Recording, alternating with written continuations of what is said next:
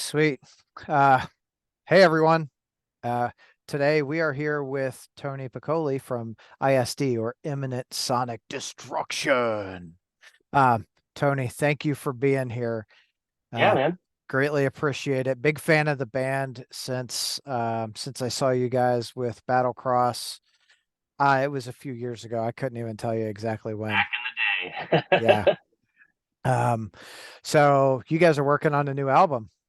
Yes, sir. Yes, sir. We're pretty deep into the process. All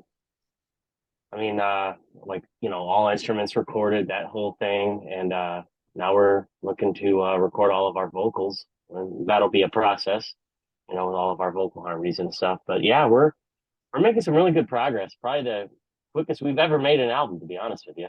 Oh, right on. So how long have you been working on it so far? We it was like late summer, early fall, I think. Maybe definitely fall when we went to go record the drums out in Grand Rapids with our good friends Nick Hagan and Ross Morgan. And it was Ross's studio. We all got together, recorded the drums, and yeah, went back like a couple weekends later, knocked out all the guitar parts. We did the bass that weekend, the same weekend we did the drums. So, and then we just kind of been chipping away at it ever since. Right on. Well, I mean, I'm sure you guys have a lot going on. Jobs, band, regular life stuff. All the normal, yeah, stuff, Yeah. work, life, yeah. Yeah. But Damn but life. I mean, it's the last album that we made. We were working on it, started recording it, and then just COVID happened, and I mean, there wasn't much we could do about that. So this No. one's been nice. It's been nice to be able to just be like, hey, when are we getting back together again? We book it, and then boom, we're done. Next part. When did you guys start writing for this album? Some of these songs are actually pretty old. Like I would say 2018 or so, Oh, 2017, 2018.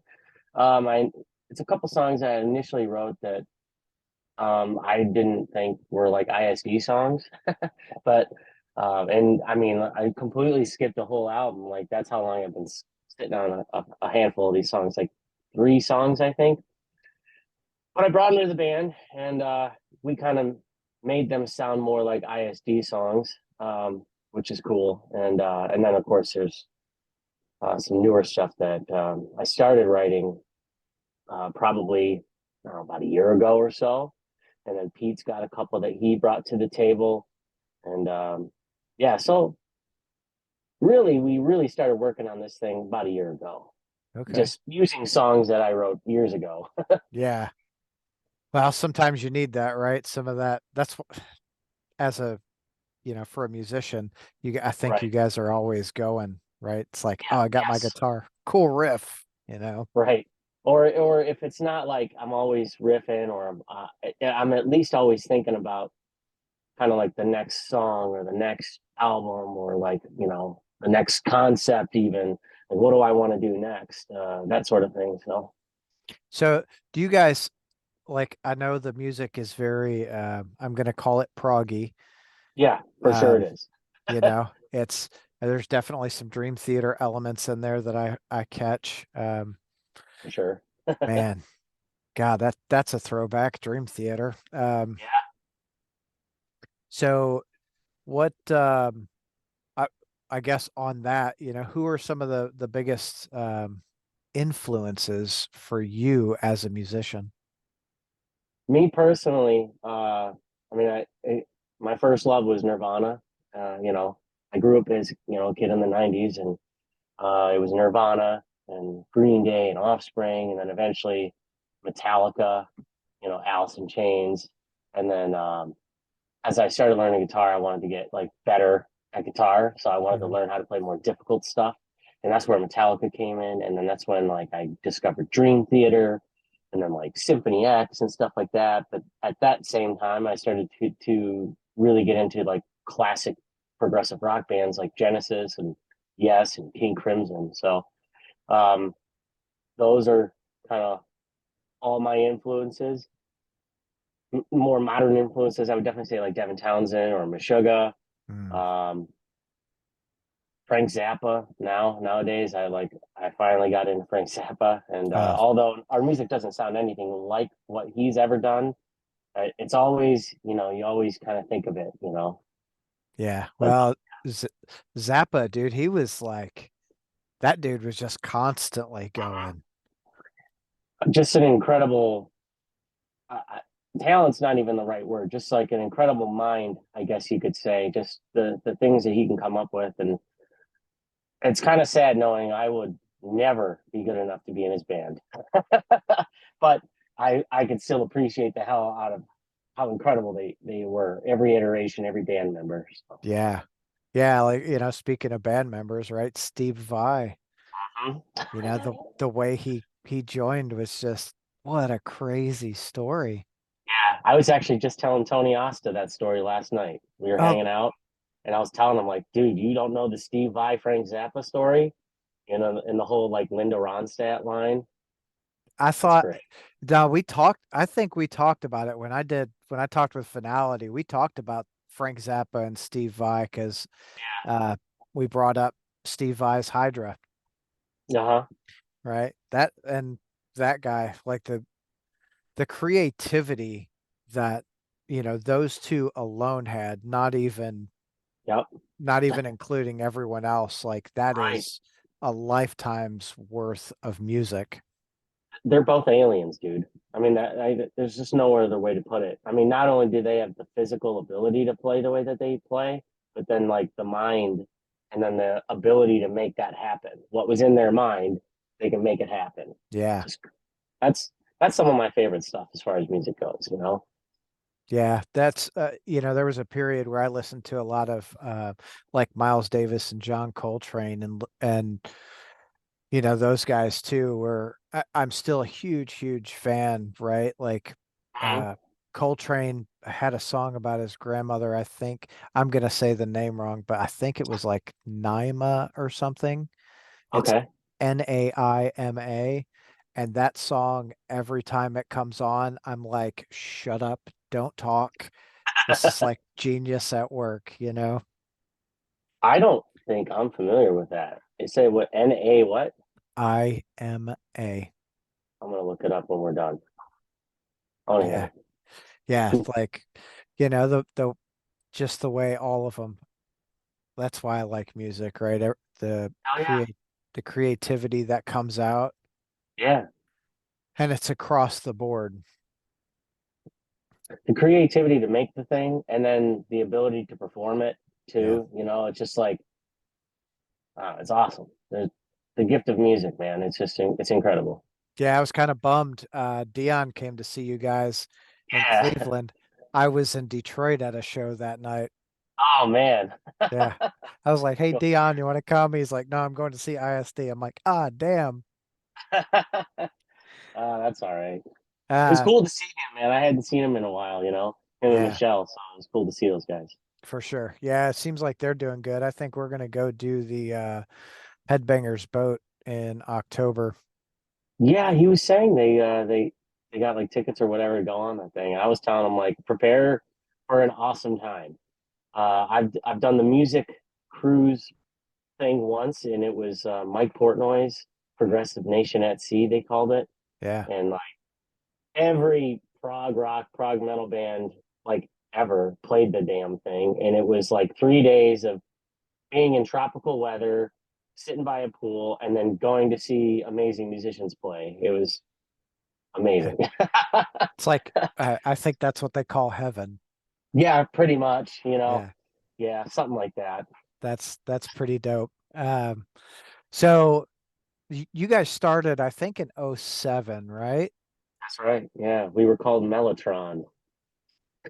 Mellotron. Has it always been the same members? Yeah, pretty much. I mean, since 2007, the only lineup change we ever had, Pat, our drummer, he had to bail.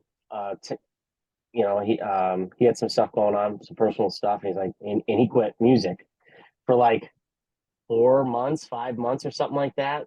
But in that time, we didn't know it was going to be a short period of time, and so we found a guy to replace him, Dan Chappa. a local dude, great guy, good drummer, obviously. Mm. And but it got to a point to where Pat was like coming out of it, and he was like, "Actually, guys, like I'm available," and so we just like brought him back in, and that Like, was see ya.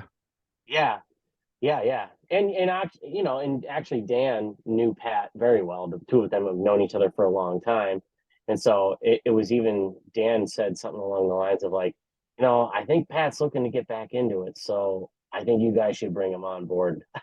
We were like, yeah, all right, Yeah. Oh obviously. man. Yeah, for sure.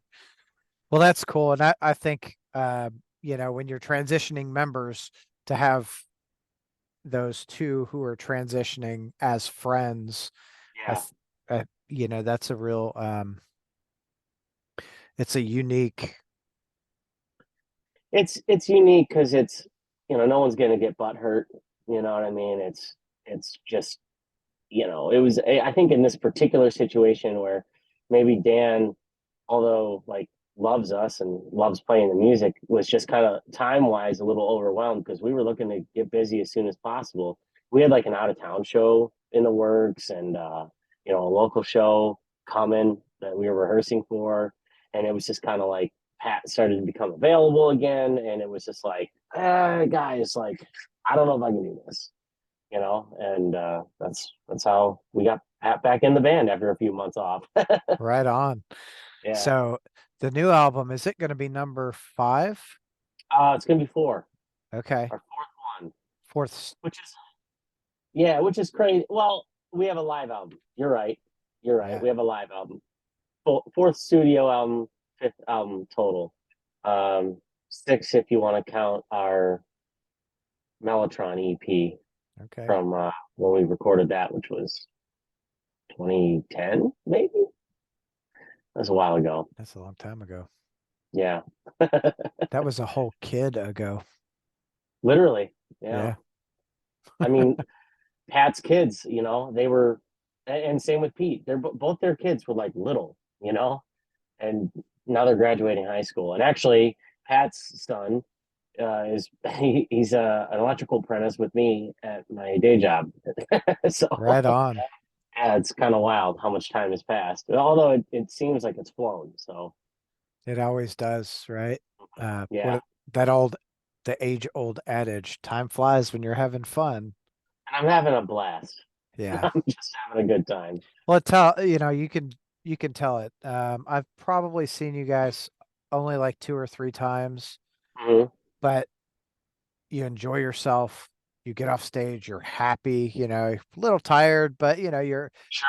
overall very, very happy. And I think you guys Yeah. interact really well on stage and the music comes together and it's this fucking awesome sonic soundscape. Thanks, man. We do have a lot of fun up on stage. It's kind of always been our thing. Um, Sometimes, like, I'll try to get the guys to laugh at by saying something ridiculous in between songs, like my stage banter, or like Pete will be in the middle of a solo, and me and Scott will just go stare at his face, like get as close to his face as we can. We just have a blast up there, and obviously, it's like that's why we do it. We want to play it, we want to perform it. So Yeah. yeah, Well, you got to have fun with it, right? It can't all be absolutely like military, so militant. right. I mean, I think sometimes we walk that fine line of having too much fun and maybe fucking up a song or something. Like Yeah. playing the wrong note or singing the wrong verse, or in my instance, forgetting the verse sometimes. you know, but I think that's kind of part of what makes our live show. I don't know how you describe it, but we have fun, and I think a lot of people notice it, and it's like high energy or whatever. So For sure. Well, yeah, I think when a band has fun on stage, and they interact really well, you're good. yeah, You gain more people, right? Because people want to go and have a good time. They don't want the I don't know, Oasis drama or right. whatever other drama is going on. yeah, if people go see a band and they know the guitarist hates the singer, like, I guess you're there for the soap opera aspect, but Right. yeah, I guess. Days of Our Lives, band Yeah, edition. right. That's so crazy. Um, Yeah. how many songs are total going to be on the new album? We have recorded 8 songs. This is so dumb. I never remember the actual number. I have it here though. I just actually, like I was saying, I was just talking about this with Tony the other day. I'm like, let's see, yeah, it's 8 songs. Here's our little checklist, Right on. which we were just working in here the other day, so I got to check some stuff off. But yeah, 8 songs, and we're definitely looking to release vinyl. Um, yeah, I mean, we wanted to for the last one, but the album's too long, and it's possible, but we just never. It just I don't know. We just didn't do it. We still can, but for this one, like we 100% are going to do vinyl, and so we got to keep it. I think it's like 42 minutes or less or something like that. So we have 8 songs, and a couple of them aren't going to make it on. So we'll see. Ah, Yeah, but well, that's they're going to get used. They will be released at some point because just they're good. pay attention to what kind of vinyl you're releasing, right? Because that's something I talked with like Joe and Tony and Dan about Hmm. also is he's like, if we do finality vinyl, we've got to cut songs. Well, you don't necessarily have to. You just have to look at like double album, like a double 10-inch versus a single 12-inch. Right. And I know that like you can get like is it I'm not a vinyl guy, but isn't there like thicknesses of the Mhm. vinyl itself, and that's kind of what determines how much space you get or something like that. I know that Possibly. like Master Puppets, like when it was originally released on vinyl, it was like super quiet because they had to like really squash it to get it to fit. I I could be talking out of my ass. My buddy Kevin told me that. I think I'm sort of right. You um, you might be. yeah, so I don't know. I grew up in the era of CDs. I've never been a vinyl collector ever, but I do definitely want this to be on vinyl. I mean, how cool would that be? Like you get the big gatefold thing, and we work with Travis Smith, one of the best like art guys on the planet, and it'd be really cool to put his work on something big and tangible. Yeah. So you want to do like maybe a big folded poster inside it?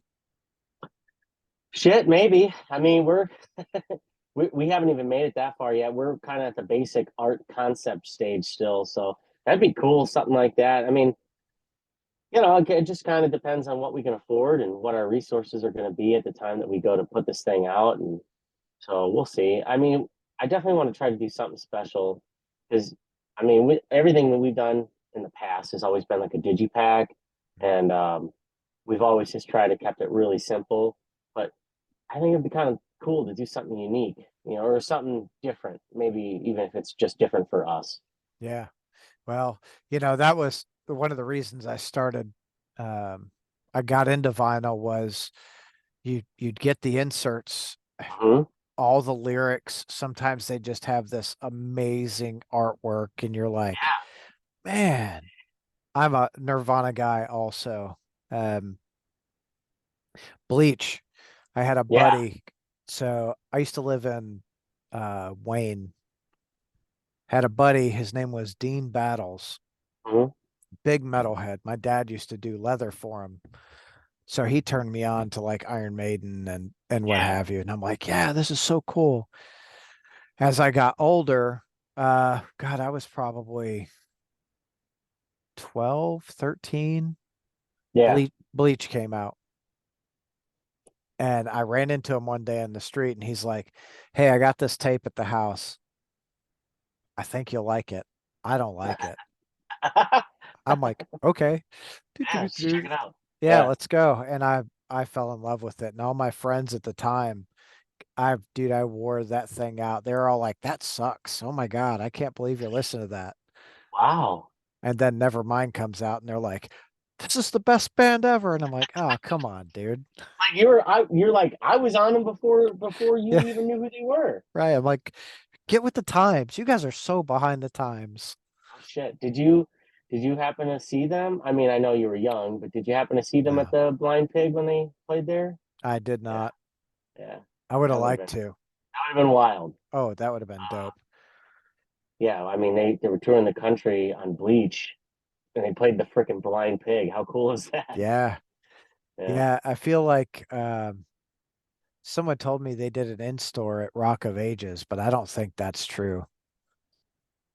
Yeah, I don't know. I mean, they got all those photos everywhere in there, and I don't know if I've ever seen. I feel like that'd be a big one they would put out. Yeah, I do too. They God. wouldn't bury it in the corner. Now they're like, look at this. We were on top of it. Yeah, Yeah, God, like Kid Rock. They got him everywhere. everywhere. Yeah, Yeah, he's a hometown boy though, of course. or Yeah, was. Now yeah. he's, Yeah, yeah. He probably moved to Nashville with everyone else. yeah, yeah, which is, Nashville's good for what it is. Sure. Have you guys do a lot of weekend warrior stuff, right? Mhm. Where how far away is the furthest you guys have traveled to play a show? We actually did a one-off in Oklahoma City, and that was I don't know if that's the farthest because we did play St. Louis. I feel like Oklahoma City's farther. It's much further. Yeah, I was gonna say it's got to be. Yeah. Yeah. By the way, everyone, I'm an idiot. Um, No. yeah. So we played Oklahoma City for a one-off, and we have traveled, I think, as far south as Atlanta. We have not played Florida or anything, but Atlanta we did play. Um, Oklahoma City show was interesting. We got there and they were under a tornado warning, or there was no one Something. at the show. No one went out. Yeah, so we got $50 though, so it was worth it. Yeah, $50 for probably 16 hours in the car. Yeah, yeah, yeah. Well, it was all right. It was cool Yeah. though. We played. So the reason why we played that show was because we actually made friends with this guy. His name's Clay Withrow. We met him when we were on tour with Pain of Salvation, and he was doing merch for them, and we were asked to pick him up and basically give him, the ride. He was in a sit in our. We rented an RV from a friend, so he was going to travel with us. And turns out he's a pretty cool guy. And turns out he's in a progressive metal band as well. And so we went down and played a show with him. And the idea was he would come up here to Detroit and play a show, but I actually haven't heard from him in years. So He was like, no one showed to this show. I'm not going up there. no, I think I just think that they just kind of stopped being a band. I feel like I would have heard of them or from them by now. They were called Van Gogh. They were cool, man. That's pretty, that's a unique name. That's cool. Yeah. Uh, let's see. What I what's the band that you saw live that just absolutely blew your mind? Um, well, Dream Theater blew my mind because, you know, that's what they did. They did it when I was listening to them on CD, and then I finally saw them live. But beyond Dream Theater, I can think of one concert where I was just blown away by the entire lineup. Well, except for the local opening band.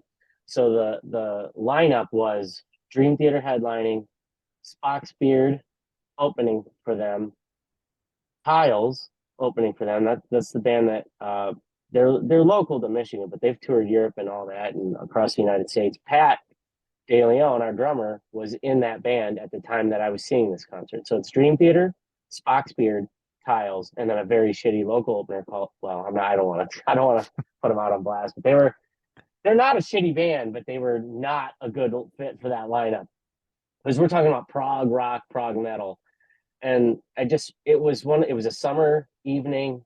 It was beautiful out, and every band kicked ass. I'd never heard a single note from Tiles before, and they just come out high energy, you know, just notes all over the place, and they kicked ass. And I'm lucky to call all those guys friends now, and obviously Pat being in a band with Pat all these years. But and then Spock's Beard came out, and they're like a kind of more of a classic prog rock type of band, but they were incredible, dude. They were all doing these like 5-part harmonies that were like. Are you familiar with the band Gentle Giant? Another '70s prog Mm-mm, rock I band. am not. So they just do this crazy. It's not just vocal harmonies where each guy is singing the same line and they're harmonizing different notes. They were doing like different rhythms. One guy was singing this, and the other guy would be going like, and then another guy would come in. It was like this. I don't. It's incredible, and that blew me away that they did that. And on top of it, they were just fantastic. They were playing their asses off. And then Dream Theater came out, and just their set list that for that show was awesome. It was when they were on their second leg of the Scenes from a Memory tour, and they did songs like they blended songs like New Millennium and Caught in a Web, and then they finished their set with Learning to Live, and then came out and played their 25-minute long A Change of Seasons as the actual encore. And I just remember sitting there, and you hear the notes. John Petrucci starts playing the guitar opening, and I was just like, what? you know. So that was the concert that blew me away. Was that night, 100%. And That everyone in my band was there, and like everyone I've ever met in this area that's into progressive music at all, they were there. It's awesome. that's a great experience to like share. Hell yeah, it was incredible, man. I'm getting That fired up thinking about it. that's awesome. Time to go to another Dream Theater show.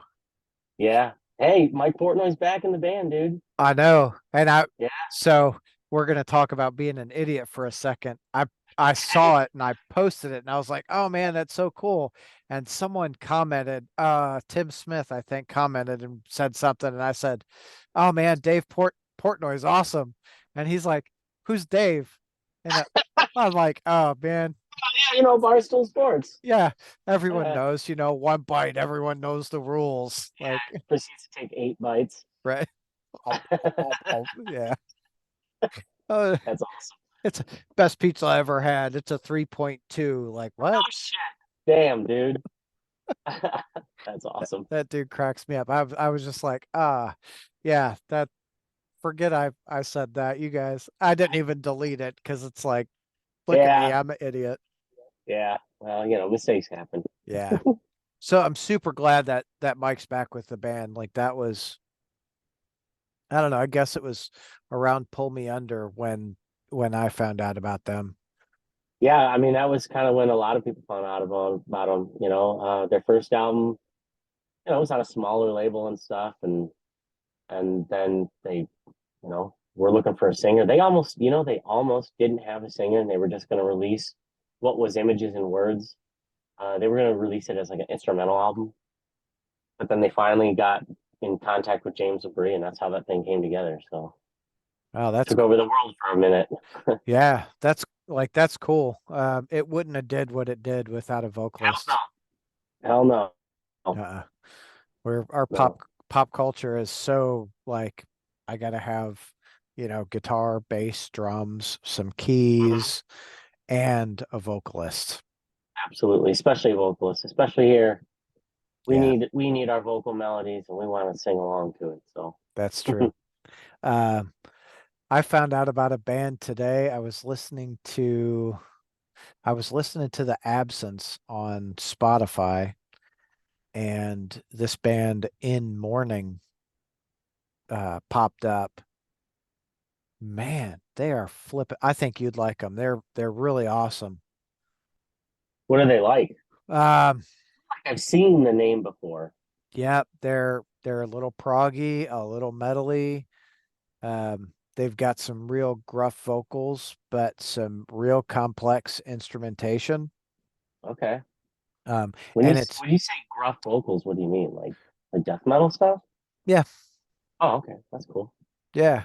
It's like listening to the music and then the vocals come in, you're like, F it's like it interrupts, right? You're like, Oh, oh, that's kind of it takes you a from a s- takes you a second and then you're like, oh, that really works well with that. like catches you by surprise. Yeah.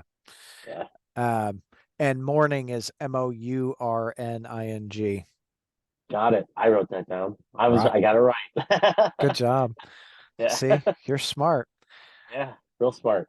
Um, Currently, what bands are have your attention that you're like listening to a lot? Uh, well, Big Wreck right now is and I knew who Big Wreck was. And I don't know, I was in high school, I think 97. They released their first album, and I don't remember. It's the first song on the album. It got a ton of radio play, and I dug it back then. But I didn't like buy the album or anything. I just thought I heard every time I heard it on the radio, I was like, yeah, that's a cool song. And I knew that they were still around, but I was on. I use YouTube Music, and I was on the app, and it said new releases, and it showed me Big Wreck, and I was like, oh yeah, fuck it, let's listen to this. And I put it on, and I was just floored, dude. I was absolutely floored. Um, so I've been into that a lot recently. So they're new to me, although they're not new. And Peter Gabriel's newest album, I've been listening to that a lot. And as far as new music, that's what I've been into. Okay. Yeah, Well, that's all right. New, old, whatever you're yeah. listening to. I'm Uh, kind of also currently on a big King Crimson and Frank Zappa kick right now, which is awesome. Okay. Have you listened to Joe's Garage the whole way? Oh yeah, oh yeah.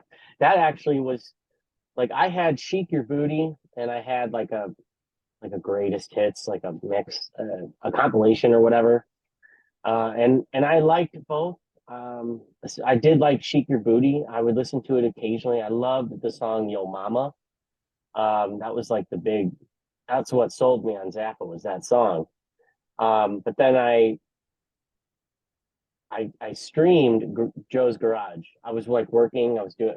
This is in my old house. I was like doing a basement remodel and like putting up framing walls and shit. So I was just putting on whatever, and I'm like, all right, this might be a good time. And I put on Joe's Garage. Everyone knows Joe's Garage, and that album is what made me get Zappa.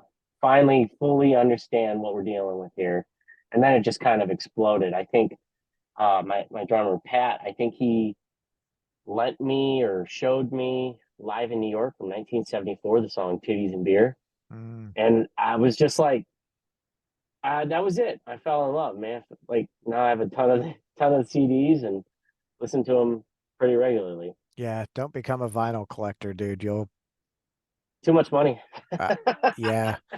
I know as I stare at my vinyl collection, I'm like, oh, like I feel like I, Do you sell a bunch of yours? no. Do you keep them all? Yeah. Mm. So my buddy Kevin, from Lady Luna and the Devil, he cycles them, man. So he'll like buy a bunch, and then if he doesn't listen to them regularly, Discogs. See you later. Nope. Yeah. No, because there are times where I, I'll get drunk, mind you. I- I've been sober since September right now, and I think it's pretty close to coming to an end. Um, but I'll open up a grab grab a beer or some bourbon or vodka, whatever I'm drinking, and just start throwing records on. Yep. I've got Just everything. Yeah, I've uh got Hank Williams Senior, Junior, up to like some brand new death metal. It's sweet. it's a good array of everything. Uh, and I'm kind of a completist. So if there's a band that I really, really dig, I Gotta will, have them all. yeah, like I Yep. want every version. I don't care what it costs. Um, I'm still the thing that's killing me right now is the first pressing Bleach. Yeah. Why is it killing you? Well, because I've been like I was gonna buy it a few years ago, but it was 5 grand, and I'm like, Oh, yeah. I'm like, oh, that's painful. can you think about this? 15 years ago, if you saw it in a store, it'd have been like $5. You know that? Well, you couldn't have found it 15 years ago in a store. Not the first pressing. There were No. no, there were only I think they did 2,000 copies of it, and it was white vinyl. Mm. Well, I only say that just assuming that like people got rid of their vinyl because for a while they were and vinyl was super cheap and no one sold it. Yeah. Well, like, something like that though, because there were so few, really the only people that had it were the people who are collectors, and they're Yeah. like, I'm not getting rid of it. I did find I got a pretty good deal on the second pressing. And I like that because it's still unmastered. It's not mastered. Mm-mm. Now, when Bleach was So how- released, they didn't they didn't master it originally. Like they legit spent six hundred 600 dollars bucks.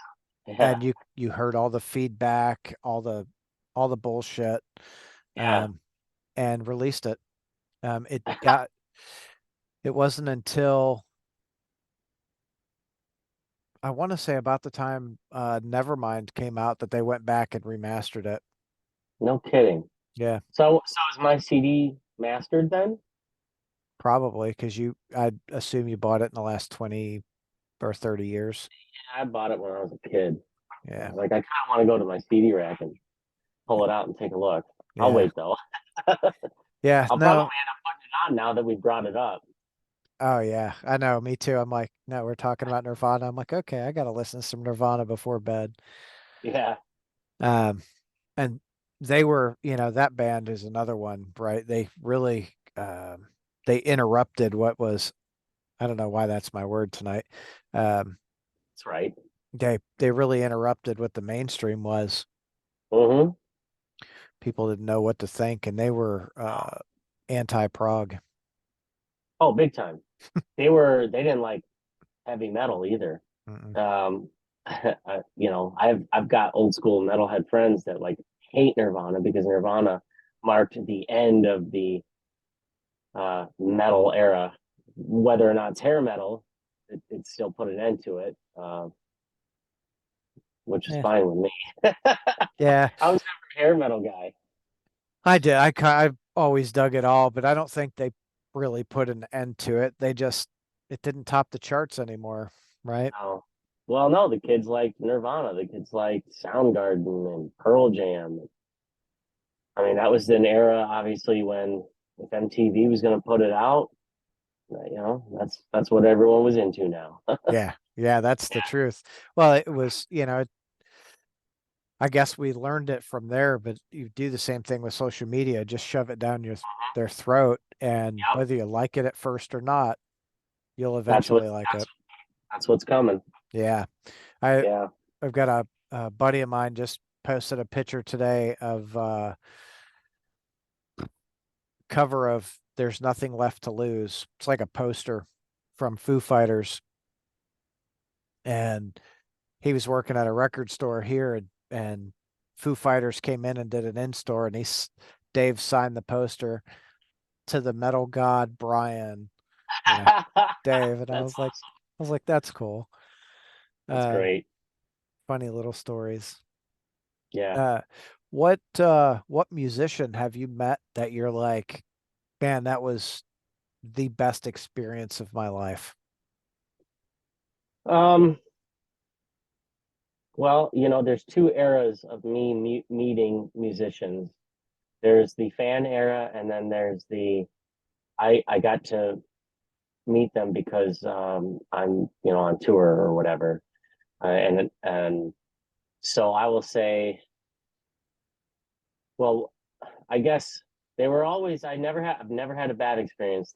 Thankfully, you meet the whole meet your heroes thing. Mhm. I did like meet Mike Portnoy uh, right after Scenes from the Memory came out. He did an in store at Motor City Guitar in Waterford, and that was just kind of like here's your line. Go get your stuff signed. Say a couple of nice things to Mike Portnoy, and then you can leave or take a picture and leave. And he, it's not like in that kind of environment. You're kind of more like a robot. You're just signing autographs, picture, autograph, picture, autograph, picture. So Yeah. it wasn't like he was a dick or anything, but like it was just kind of like, eh. But one of the coolest experiences meeting like a musical hero of mine was meeting Devin Townsend when he was on tour with Strapping Young Lad. And I, at the time, was wearing a Devin Townsend like project shirt, like his solo material that was separate from Strapping Young Lad. And me and my buddy Tim, we drove down to Cleveland to go see Strapping Young Lad. This is when they released Alien. And we got there super early. That was our plan. We wanted to get there super early, be first ones in. And we were just sitting there. It's at Peabody's. We're just sitting there, sitting against the wall, waiting. We are like 3 hours early. And Devin and Gene Hoglan get out of the van or bus, which was across the street, and just walk right up to us. And Devin's like, "Cool shirt, man." I was like, "Thanks." That was it.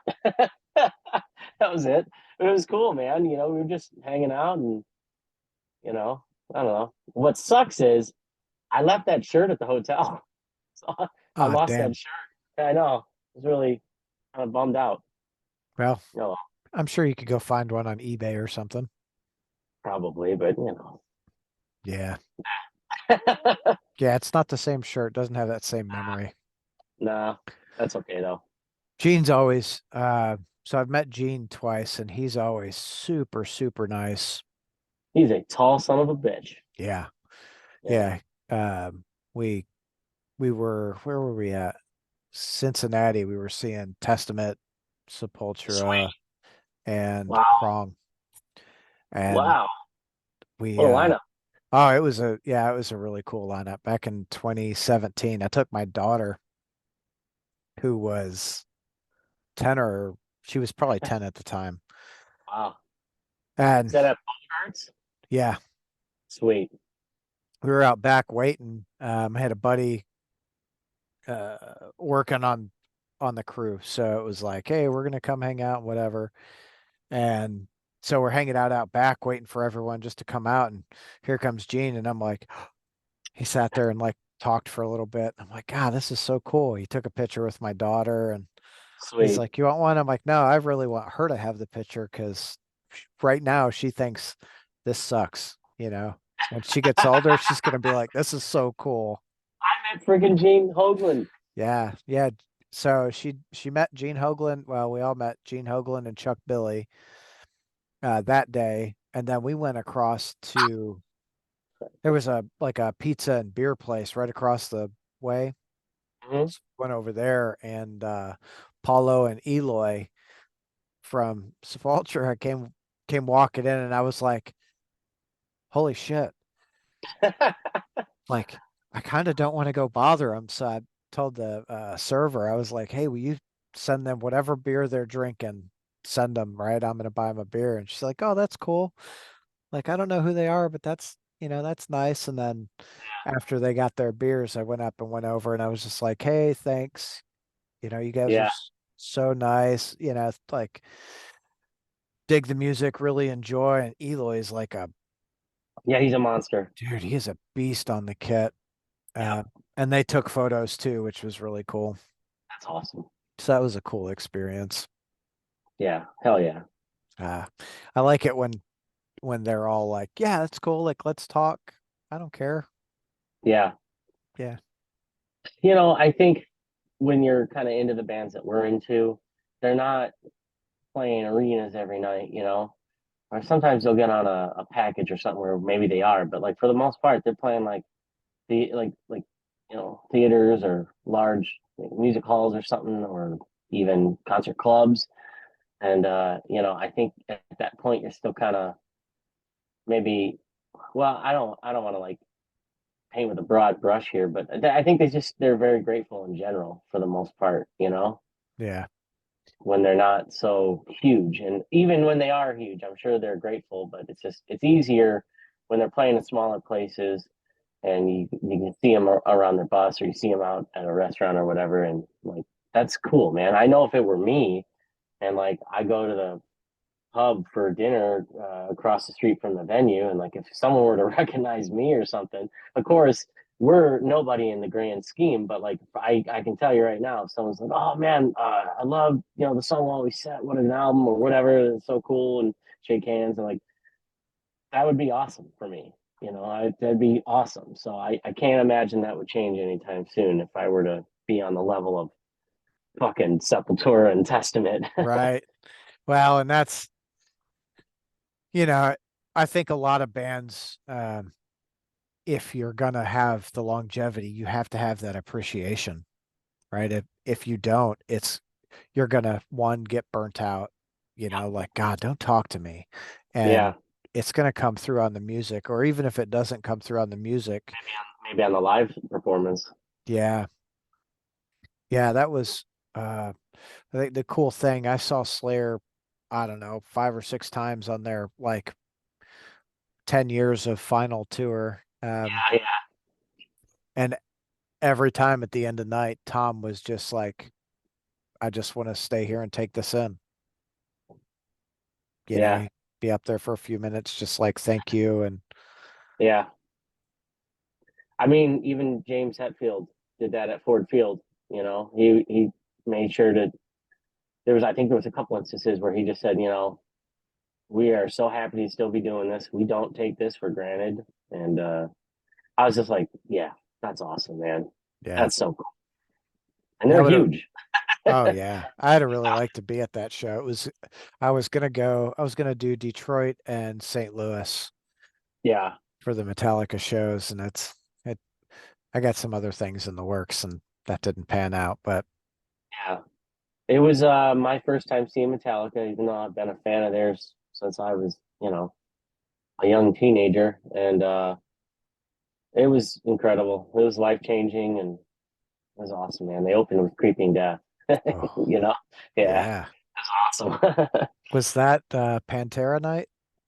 Pantera night, yeah, Creeping Death. I forgot what they opened with on second night. That's all right. Yeah, I was looking at the set lists, and I feel like Creeping Death when Pantera played was something they had to open with because it was like we don't want them to crush us, you know? You just followed Pantera. Like, you got to bring the fire. Yeah. Yeah, Yeah. with Charlie Benante and and Zach Wild. I don't care what anyone says. Like I It was awesome, dude. yeah, I mean, obviously, we all love and miss, Vinny and Dime, obviously. But yep, like, God, I don't know if they could have got two guys who were better for the job. I You know what I agree. mean? Yeah, Charlie is a monster. He is playing Vinny's parts perfectly. And Zach, obviously Zach's got his own style, but he knows those guys so well. Like I mean, they were almost brothers. Zach was almost literally like a brother to those guys. It couldn't have been a better person for that job. And of right. course, they killed it. They crushed it, man. It sounded awesome. It sounded great. So, Yeah, yeah. I saw Pantera twice this last year, mhm. and both times, well, the first time I was one of the reasons that I decided I need a stint of sobriety. Um, I remember the Snafu opened the show. So it was like Oh Snafu, then Lamb of God, then Pantera. yeah. And I remember the Snafu set, and I was having a good time singing along, yelling. And then I don't remember Lamb of God or Pantera taking the stage. Oh Dude, no. oh, it was terrible. Ah, I remember the last like 2 songs of the Pantera set. yeah. I went with Dion Okay. and Brandon Fleck. Yeah. We were in Indianapolis, and I apparently at some point during the night I was like, I'll be right back. I'm going to the bathroom, and I never came back. Did you find a spot to kind of rest your eyes? No, no, I was awake. What I think happened is I went to the bathroom and then I came out and I was like, oh, tacos and water because I'm pretty messed up right now. Yeah, So I got tacos and water and I was sitting on the ground outside of the bathroom just eating having some tacos. tacos and drinking some water. Yeah. They come up and this is the first thing I remember is they're like, "Hey dude, are you okay?" I'm just like, "Uh-huh." Yeah. Oh Like shit. like I'm fine. And then I was pretty sober before we got back to the hotel. Oh, that's good. Yeah. I was like, can't believe I forgot. And then the next time I saw Pantera, it was emotional. Yeah, yeah. And then I don't know if they did it when you saw them, but they had these videos playing, Yeah. uh, just like the old videos. And God, I was like, oh. And they like what they did was they were playing the intro to Cemetery Gates, showing all these old videos, and where Cemetery Gates would normally kick in, they what did they go into? 5 minutes alone or something instead, and it was awesome because it's a powerful song. I mean, a lot of powerful songs. Yeah. It's what they do, but yeah, it was cool. That was a cool thing. That's cool. Where did I see him? Well, the time I remember last year was at Louder Than Life. Yeah, And I didn't want to get super close to the stage. I just wanted to sit back and enjoy it. And there was this group of people right in front of me, and I was just standing there alone watching them. And this guy turned around and looked at me, and we're both singing along, and he just gave me this big old bear hug, and I was like, oh yeah, man, this is what music's about, absolutely. you Yeah, know? there was there was a little bit of that too, even at Ford Field. I just remember kind of looking around and like there's a lot of people just singing and like there's some high fives. It was Yeah, just like fucking Pantera. It right. was cool. That's awesome. I like that we can still have that today, even though, the brothers aren't with us. Hmm. I took on one of those final Slayer dates, uh, probably it was the last time I saw him. I took my daughter, Yeah, and it was Phil Anselmo and the Illegals doing Vulgar, yeah. Ministry, Primus, and then Slayer. Primus Jeez, is kind of the odd man out, but a little bit. yeah, it was a great show. All the bands crushed, and my Yeah. daughter, I was never more proud. They did Walk, and when they got off stage, I took her to the bathroom, and the whole way she's singing Walk. That's I'm awesome, like, dude. yeah, You did it yes, right. yeah, yeah. It's cool. She's a lucky kid. I don't think she realizes it quite yet, or maybe she does now because she's 17. But she's seen Superjoint, Testament, right? And Yeah, she's met a lot of these people. We went to see Superjoint with Child Bite. Actually, I just saw the poster earlier. It was Child Bite and Battlecross, yeah, and there was me and a firefighter. We were throwing her up on our shoulders.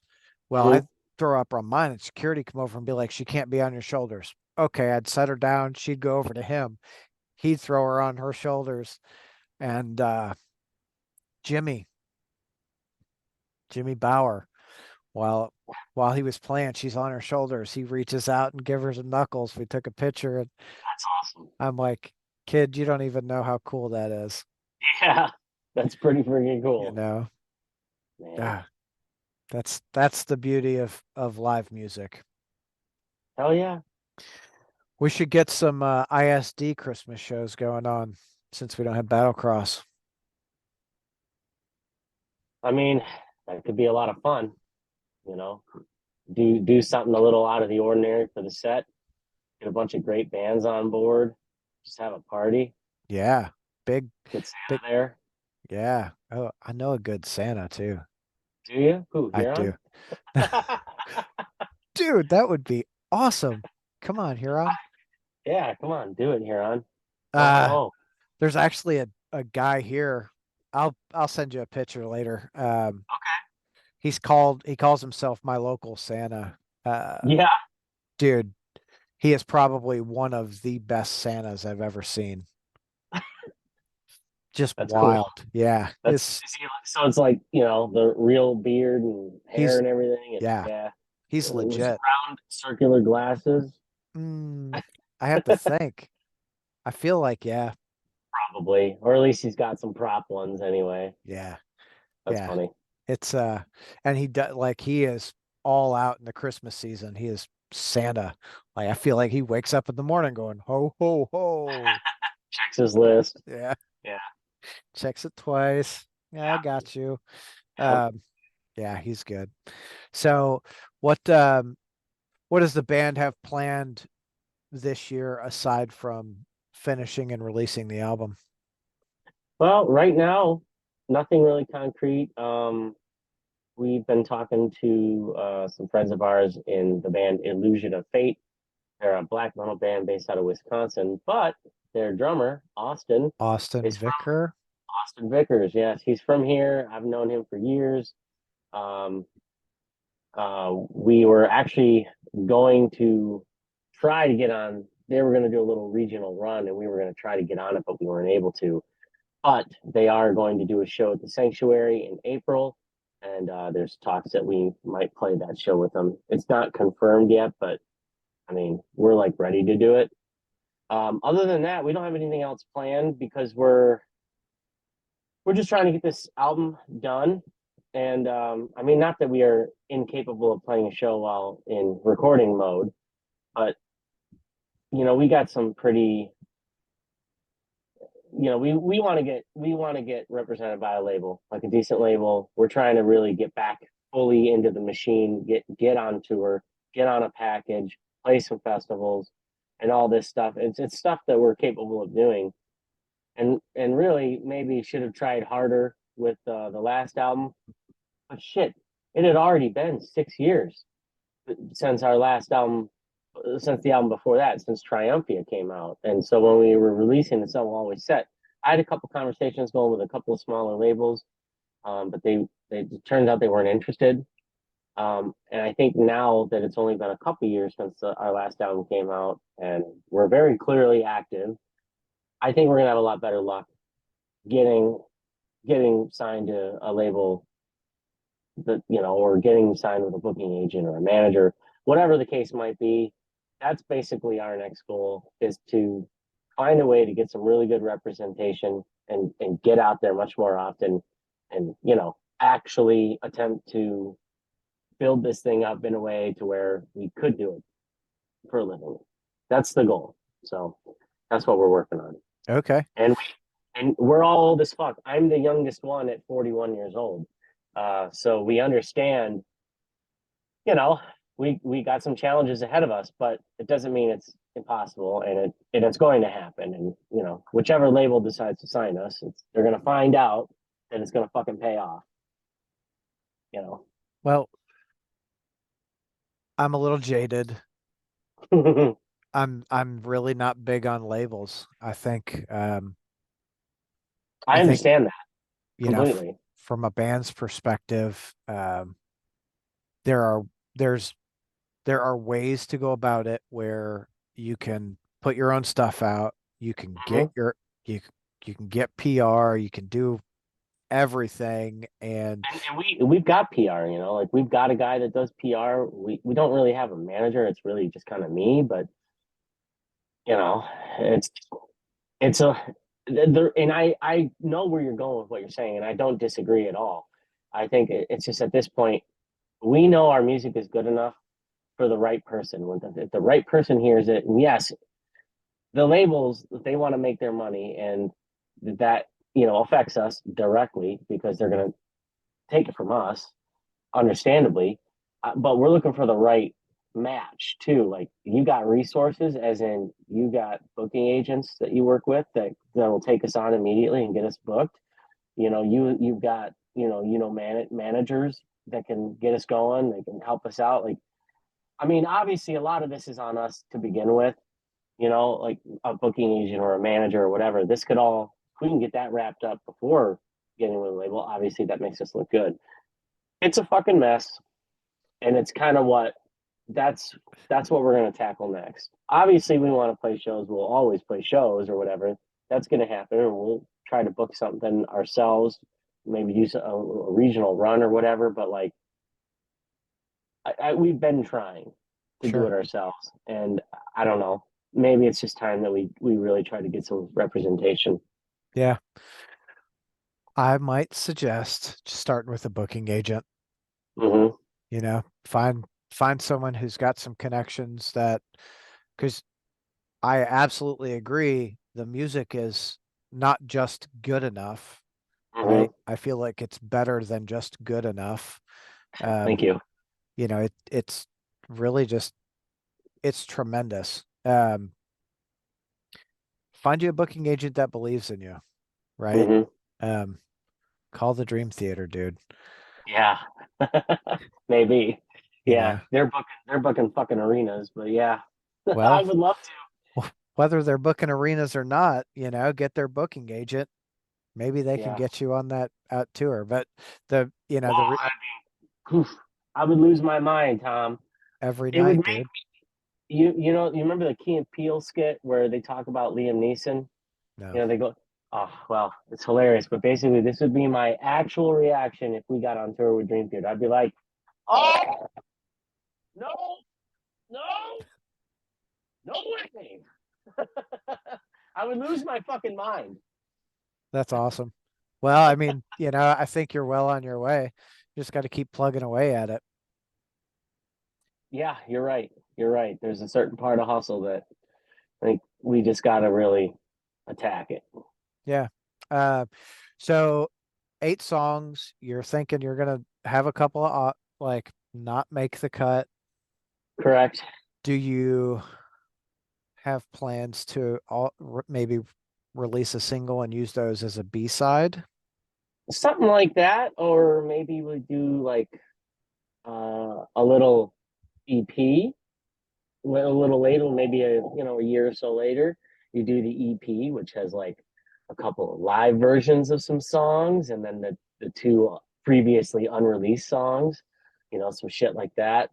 Um, we don't really have a game plan yet for it, but these are all the general ideas. Yeah, either like a single with a B side, or yeah. I always loved buying the singles, like the Nirvana singles, especially. They always had one of the B sides on them, Yeah, so it'd be cool to kind of do something like that. But I don't know if that's even really a thing if people buy singles anymore. I don't they know. absolutely is. Actually For more. vinyl? Oh yeah. Okay.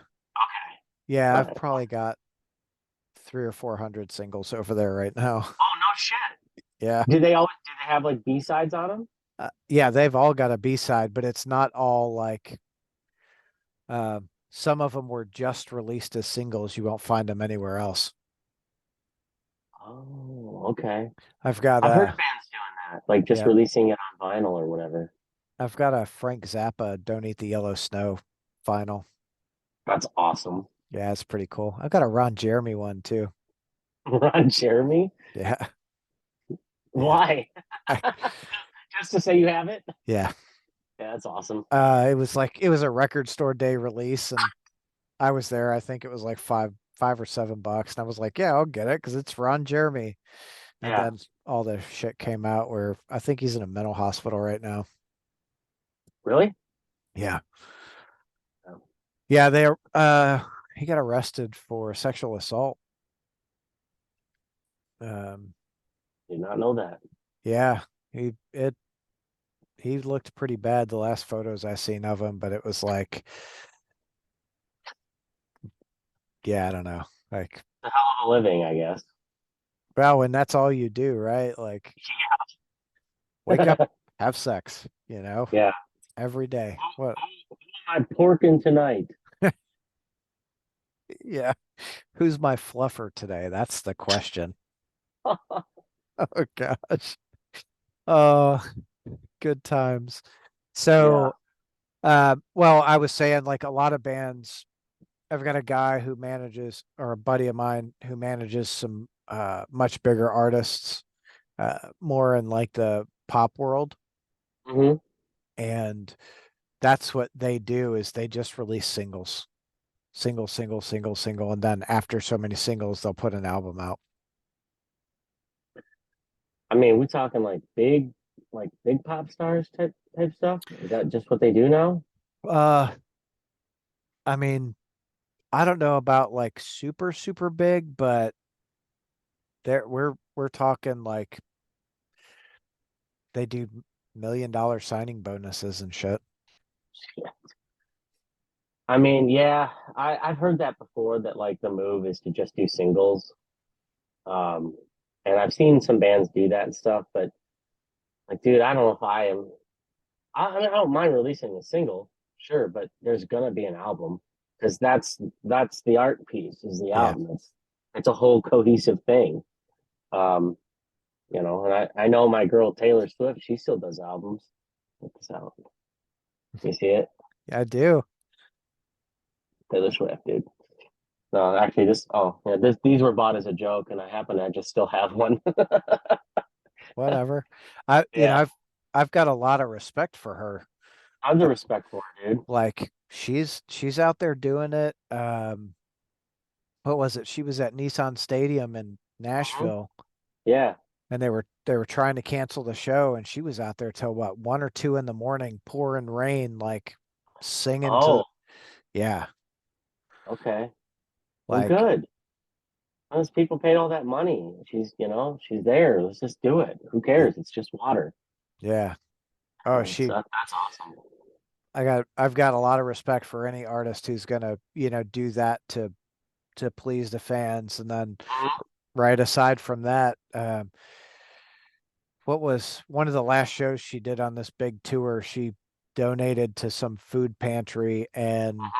they said it fed it was 500,000 meals or over 500,000 meals. Yeah, that's awesome. Yeah. And then you hear about her giving all like the truck drivers and shit, like that were hauling all of her gear and stuff, and hundred all the thousand other dollar crews, like bonuses and stuff. huge bonuses. Dude, that's awesome. Yeah. That's the way to do it, man. I mean, God, those people work so hard, and you are making so much money. Like, what's the harm in sharing the wealth a little bit with the people that are supporting you? Yeah. Well, I think that's that's it. It's just like, you show the appreciation and it's they're going to come back and work for you so much awesome. harder. And Absolutely. even if they don't, it's a really good experience for everyone at that point, Yeah, exactly. right? You did your Yeah. job, you did really well. Here's a bonus. Boom. Well, hell yeah. And that's a big bonus. Yeah. That's a big bonus for us regulars. So Yeah. I think it's a big bonus for anyone, really. yeah, Oh, I think it was what, $100,000 per head. something like that That's twice. on top of their regular pay. Yeah. That's 2 times the average, like Yeah, wage across the country. literally. Yeah. It's so crazy. Um, well, let's see. When do you plan on having everything done with the album? I think we're going to be done recording probably by the end of February. I know we're getting together. Our next session is going to be in February. We just all have stuff going on all the rest of the month. So we're getting together in February to start working on vocals. It'll likely be 2 sessions, and then it's mix time.